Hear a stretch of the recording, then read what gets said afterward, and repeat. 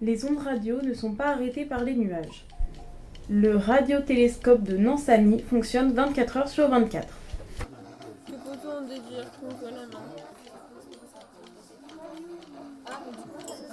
Il existe la lumière visible que notre œil peut voir et plusieurs invisibles telles que les ondes radio, les micro-ondes, les infrarouges, les ultraviolets, les rayons X et les rayons gamma. Est-ce qu'il y a de la lumière là? Oui, il y a une étincelle. Voilà, donc c'est la réponse à cette question. Un poste radio reçoit des ondes radio et les transforme en son.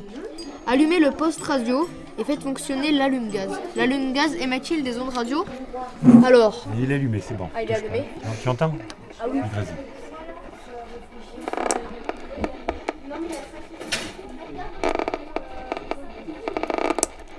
Ah, c'est horrible.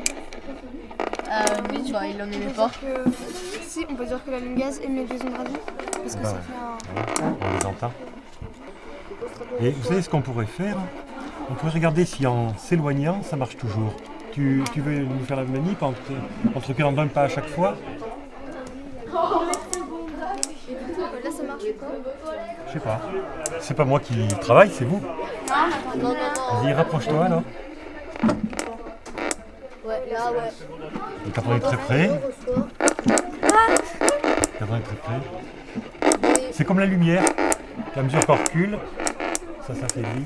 Sonore. Regardez. Mais elle les reçoit uniquement à partir d'une certaine... Non. Ça diminue progressivement. Mais diminue progressivement. Il n'y a pas un seuil, hein. C'est pas ici ça marche, là-bas ça s'arrête. Et là on est un peu à la limite de ce qu'on entend. Les ondes radio. Ouais, Les ondes radio, les ondes ça radio. faiblit. Ce qu'on détecte là, ce qu'on entend avec des ondes sonores, ce sont les ondes radio produites par l'allume-gaz, hein, d'accord?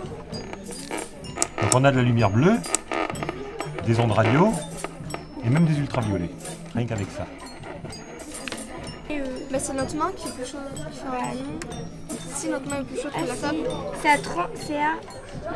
Je suis à 36. L'élément le plus chaud est la paume de main alors? C'est le corps humain en fait. Le corps humain. Et la table, elle est à 20.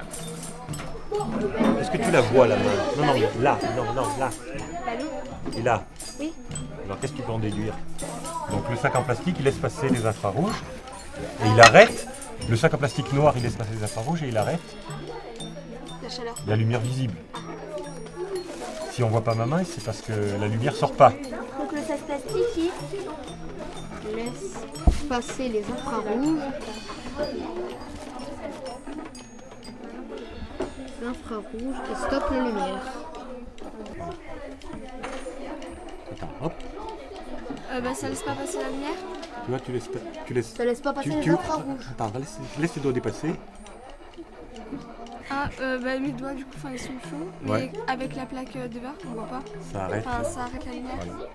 C'est pas la lumière, c'est pas de la lumière. Ça arrête les infrarouges. Ouais, parce que le verre, Le verre ne laisse pas passer les infrarouges. le verre, il n'arrête pas la lumière. Il n'arrête pas la lumière, regarde. La lumière, elle passe à travers le verre. Mais n'arrête C'est pas des la infrarouges. Ouais.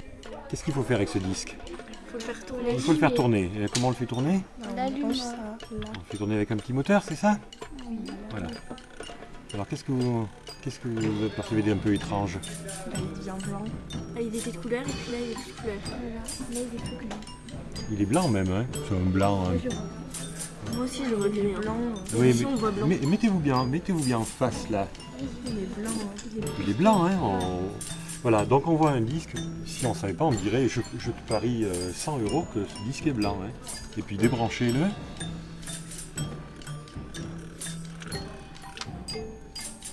Et puis il s'avère qu'il n'est pas blanc du tout. Il n'y a pas une molécule de blanc hein, sur ce disque. Il y a quelle couleur? Des couleurs arc-en-ciel. Un peu les couleurs de l'arc-en-ciel. Donc quand on mélange les couleurs de l'arc-en-ciel, ça fait du blanc. Ça vous paraît pas bizarre ça? Si. Je prends de la peinture. Qu'est-ce que vous utilisez? De la gouache? Oui. Je prends de la gouache, je mets du rouge, du bleu, du vert. Je mélange et ça fait du blanc? Bah non, Ça fait plus, ouais, ça fait une espèce de marron. c'est que ça se décompose. Et oui, c'est deux façons différentes de combiner les couleurs. Là, on les combine en les ajoutant les unes aux autres, en quelque sorte. Donc là, c'est comme si vous aviez des petites rayures, mais elles sont tellement fines, tellement rapprochées qu'on ne les voit pas. Mais la lumière, elle les voit.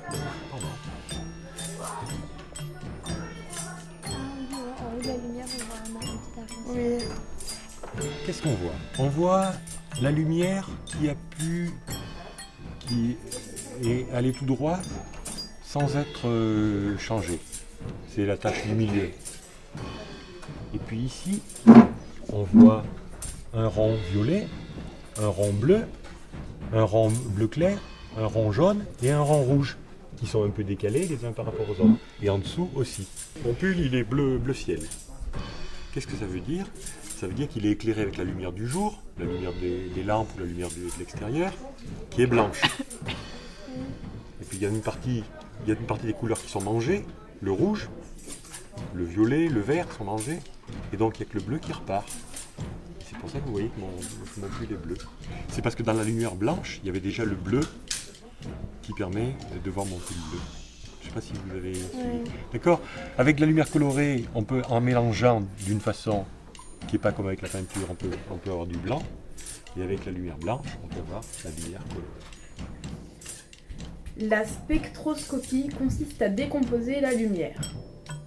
Le spectre de la lumière émise par la lampe à hélium est constitué de raies violettes, bleues, jaunes et rouges. Le spectre de la lampe à mercure est constitué d'une raie bleue et d'une verte. Pour le néon, de nombreuses raies rouges, jaunes et vertes. Le spectre de l'hydrogène est constitué de raies rouges, bleues et violettes. Pour l'argon, on observe des raies bleues, vertes et rouges. Ce sont des spectres discontinus, alors que le spectre de la lumière blanche est continu. Les lampes qui éclairent la salle présentent un spectre discontinu.